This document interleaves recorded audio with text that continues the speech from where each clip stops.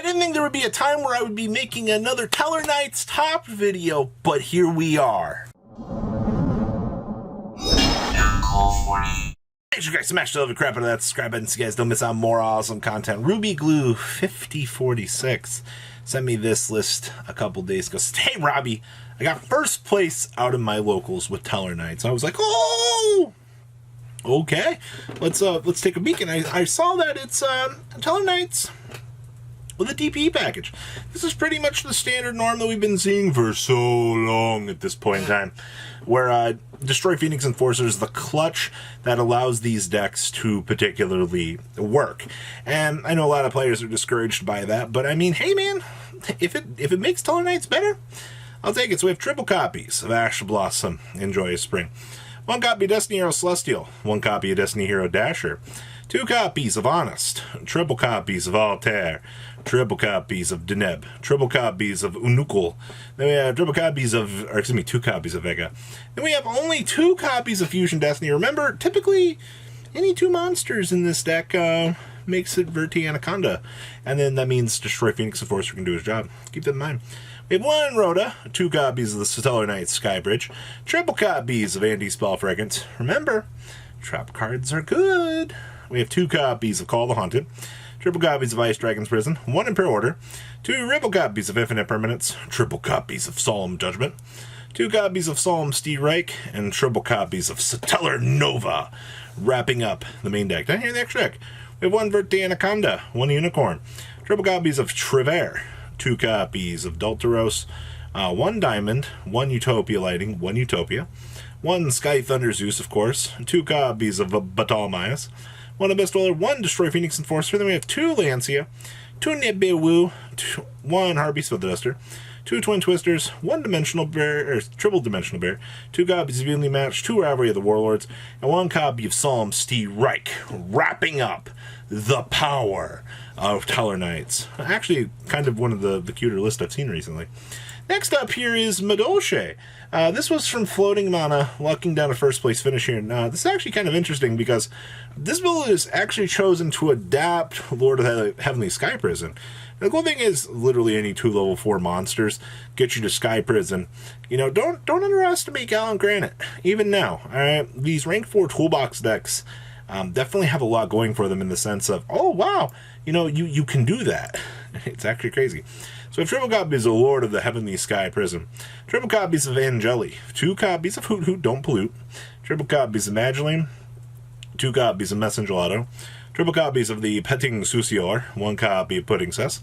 Then we have triple copies of Book of Moon, 1 Called by the Grave, 2 copies of Cosmic Cyclone, triple copies of Forbidden Chalice, triple copies of Forbidden Droplet, 2 copies of Madolche Salon, 1 copy of Madolche Ticket, triple copies of Pot of Prosperity, triple copies of Infinite Permanence, and 2 copies of Promenade. And then down in the extra deck, we have 1 copy of Underworld Goddess, 2 copies of the Fresh Start, 1 copy of Asa, 1 copy of Tornado Dragon, 1 copy of Baguski, 2 copies of Glass Filet, triple copies of Tiaramisu, 1 copy of Shock-Lala Mode, 1 Gallant Granite, 1 Omega, and 1 Anintis.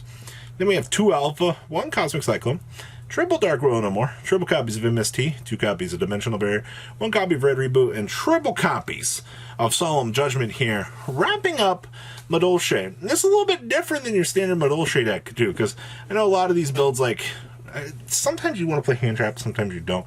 It's like that slight confliction. It's like, well, you can't have stuff in your graveyard at certain points. I understand that, but I feel like Lord of the Sky Prison gives this deck another interesting dimension, and I'm not really sure how consistent this is going forward here, but I wanted to cover this just to kind of educate you guys and go, hey, we're doing Lord of the Sky Heaven Prison shenanigans in Madolche. Time to be educated.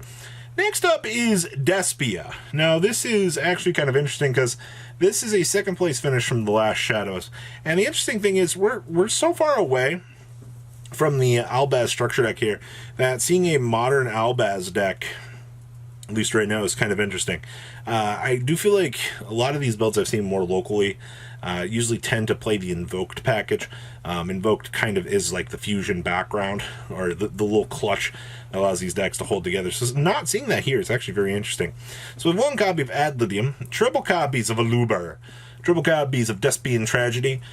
Then we have 1 Celestial, 1 Dasher, 2 copies of Dramaturgia, triple copies of Droll and Lockbird. You already know why this card's good.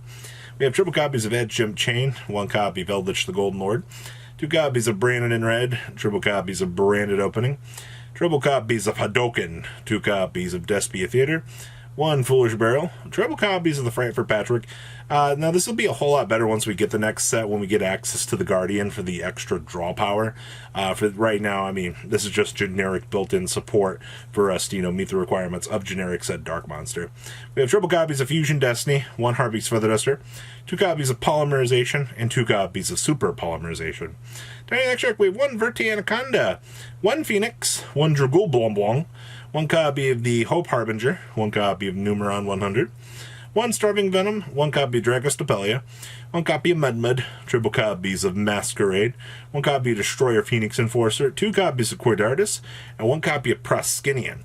Then we have 2 copies of Lancia, 2 copies of Phantasme, 2 copies of Ghost Ogre and Snow Rabbit, 2 copies of Cosmic Cyclone, 2 copies of Twin Twisters, 2 copies of Evenly Matched, 1 Red Rebuto, and 2 copies of Summon Limit. Wrapping up, like I said, more modernized straightforwardness here. Next up here is Flanderies. I've seen so many Flanderies lists. CJ Mortis sent me this list and said, "Hey, Robbie, you want to talk about my birds?" I said, "All right, I can show some love to some birds here." So we have 1 copy of Storm Winds, 1 DD Crow, triple copies of Dimension Shifter, triple copies of Egan, 2 copies of Empen, triple copies of Rabina, 2 copies of Stritch, 1 copy of Toucan Sam, 1 Apex Avian, 1 copy of Ryza, triple copies of Book of Moon, 1 copy of Called by the Grave, 1 copy of Dimensional Fissure, triple copies of Flanderies and the Magnificent Map, 1 copy of Unexplored Winds, 1 Gold Sark, triple Duality, triple Extrav, 1 copy of Terraforming. Then we got 1 Dreaming Town, triple copies of Infinite Permanence, and triple copies of Solemn Judgment, wrapping up the main deck. You know, it's kind of interesting. You know, we've kind of shifted away from the format where the other trap card feels like a very good option. I feel like at this point in time, this deck's just got enough oomph and push that it can do as it needs to do. Then next deck, we have triple copies of Shirag, 1 copy of Almirage, 2 copies of Link Karibo, 1 copy of Soldier of Chaos, 2 copies of Cyber Dragon Nova, 1 Adding-Nister Pegasus, 1 Omega, 2 copies of Makaba, 1 Skull Knight, and 1 copy of Venintis. Side deck here, we got 3 big balls. We got triple Dark Royal No More, triple copies of Dimensional Bearer, triple copies of Evenly Matched, and triple copies of actual frickin' Royal Decree here. What year is this, ladies and gentlemen? We're playing frickin' Royal Decree. Oh man, this is such a flashback. I haven't seen anything this wild in years. I will take that. That is awesome, actually. And last let's after you guys here is boring old Eldritch. I know you guys control players out here. I just love checking out what's going on in the Eldritch days. So we have 1 copy of Ecclesia the Virtuous, 2 copies of Eldritch to the Golden Lord, triple copies of Inspector Border, 2 copies of Pot of Duality, triple copies of Pot of Extravagance, triple copies of Conquistador of the Golden Land, triple copies of Dogmatic Punishment, triple copies of Scarlet Sanguine, triple copies of Goes and Match, 2 copies of Hugwaro, triple copies of Ice Dragon's Prison, 1 copy of Imperial Order, 1 copy of Skill Drain, triple copies of Solemn Judgment, triple copies of Solemn Steelreich, triple copies of There Can Only Be One, and triple copies of Torrential Tribute. Down there in the next deck, we have 1 Lyn of the Light Charmer, 1 Link Spider, 1 Nightmare Unicorn, 1 Soldier of Chaos, 1 copy of Juggernaut Libby, 2 copies of Gustav Max, 1 copy of Sky Thunder, 1 Pleiades, 2 copies of Wind Pegasus Adding-Nister, 1 Omega, 1 Titanclad, 2 copies of Venintis. Side deck here, we have triple copies of Droll and Lockbird. This card's actually pretty good, this format. You know what I mean? We have 2 copies of Gamma Seal, triple copies of Lava Golem, triple copies of Lord of the Heavenly Sky Prison, 1 Sphere Mode, and triple copies of Nadir's Servant here. Wrapping up this chunk of deck profiles for you guys. You guys excited for like the cool stuff that's coming here? Because Madolche of all things, Tellarknights even too, locking down some pretty freaking impressive finishes are all very, very interesting, guys. So guys, please leave a comment down below, tell me what you guys think. And if you guys have any cool lists, send them over. I'll try my best to cover them, and I'll see your beautiful faces back here later on today with some more cool house content. Peace out, guys. Patrons, thank you.